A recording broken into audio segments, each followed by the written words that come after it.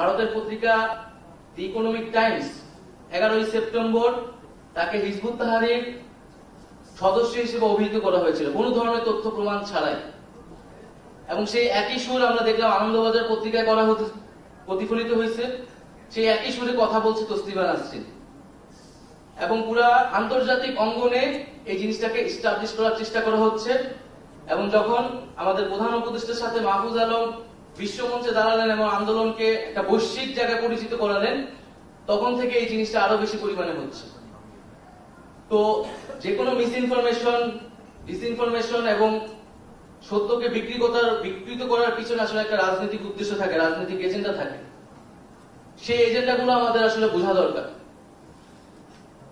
ভারতের এরকম একটি নামকরা পত্রিকা আনন্দবাজার এবং ইকোনমিক টাইমস আসলে কোন উদ্দেশ্যে এই ধরনের প্রোপাগান্ডা চালানো হয় এটি কিন্তু আমাদের বোঝা দরকার। এবং আমরা চাই যারা ইন্ডিয়াতেও রয়েছেন, গণতান্ত্রিক মানুষ রয়েছেন, তারা এটা নিন্দা এবং প্রতিবাদ জানাবে। বাংলাদেশের এই অভ্যুত্থানকে এক ধরনের ইসলামিস্ট উগ্রবাদের সাথে মিলানোর চেষ্টা করা হচ্ছে এবং বাংলাদেশে দেখানোর চেষ্টা করা হচ্ছে যে এখানে এক ধরনের উগ্রবাদের উত্থান ঘটছে এবং তাদের হাতে অভ্যুত্থানটি সংগঠিত হয়েছিল, যেটি একেবারেই সত্য নয়। বরং এটি একটি ইঞ্জিনিয়ারিং করা হচ্ছে। কারণ আমরা জানি বাংলাদেশে ইসলামিস্ট উগ্রবাদ তৈরি হলে ভারতের যারা উগ্রবাদী রয়েছে তাদের জন্য এটা সহায়তা হয়। ফলে আমাদের উচিত পুরো দক্ষিণ এশিয়াতে আমরা যদি একটি গণতান্ত্রিক একটি সম্পর্ক করতে চাই, গণতান্ত্রিক একটি দক্ষিণ এশিয়া তৈরি করতে চাই, আমাদেরকে অবশ্যই এ ধরনের প্রোপাগান্ডার বিরুদ্ধে, মিস ইনফরমেশনের বিরুদ্ধে, এই ধরনের ন্যারেটিভের বিরুদ্ধে আসলে কথা বলতে হবে, দাঁড়াতে হবে। আমরা আমাদের অভ্যুত্থানের এই যে এত প্রোপাগান্ডা হচ্ছে, কিন্তু আমরা কাউকে দেখছি না আমাদের পক্ষে আসলে খুবই স্ট্রংলি লেখার জন্য, সেটা দেশেও না বিদেশেও না। এবং এই অভ্যুত্থানটিতে আসলে কারো সহযোগিতায় হয়নি। শিক্ষার্থীরা খুবই যৌক্তিকভাবে কোটা সংস্কার আন্দোলন করেছিল, কোটা সংস্কার চেয়েছিল, যেটি তারা এর আগে 2018 সালেও চেয়েছিল।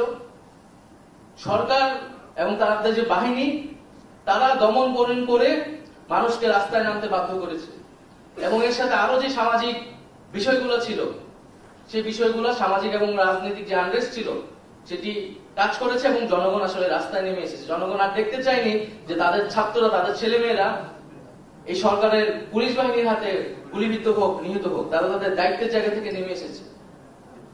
এবং আমরা যে 16 বছর ধরে বাংলাদেশে একটা গণতান্ত্রিক লড়াই চালিয়ে যাচ্ছি, সেই লড়াইয়ের একটা চূড়ান্ত রূপ কিন্তু আমরা পেয়েছি এখানে।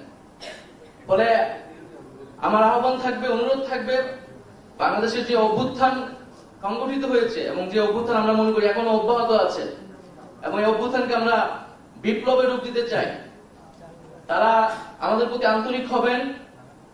বাংলাদেশ একটি নতুন বাংলাদেশের দিকে যাচ্ছে, সেই বাংলাদেশকে কিন্তু আমাদের বুঝতে হবে। আমরা যদি এখনো পুরনো ছাঁচে বাংলাদেশকে দেখার চেষ্টা করি, বুঝার চেষ্টা করি, তাহলে কিন্তু বাংলাদেশে আসলে কখনোই ব্যাখ্যা করা যাবে না। এবং পুরো যে আন্তর্জাতিক ভাবে বাংলাদেশকে নিয়ে যে ডিসইনফরমেশন হচ্ছে, মিস ইনফরমেশন হচ্ছে, সেটার বিরুদ্ধে সবাই কথা বলবেন। বাংলাদেশের ছাত্র জনগণের অভ্যুত্থানকে আপনারা সঠিকভাবে সকলের সামনে তুলে ধরবেন। এবং আমরা একই সাথে চাই যে এই ধরনের প্রোপাগান্ডা, এই ধরনের মিথ্যা স্টেটমেন্ট, এগুলো দিয়ে পরিকল্পিতভাবে একটা রাজনৈতিক উদ্দেশ্য হাসিলের চেষ্টা থাকে সব দেশে।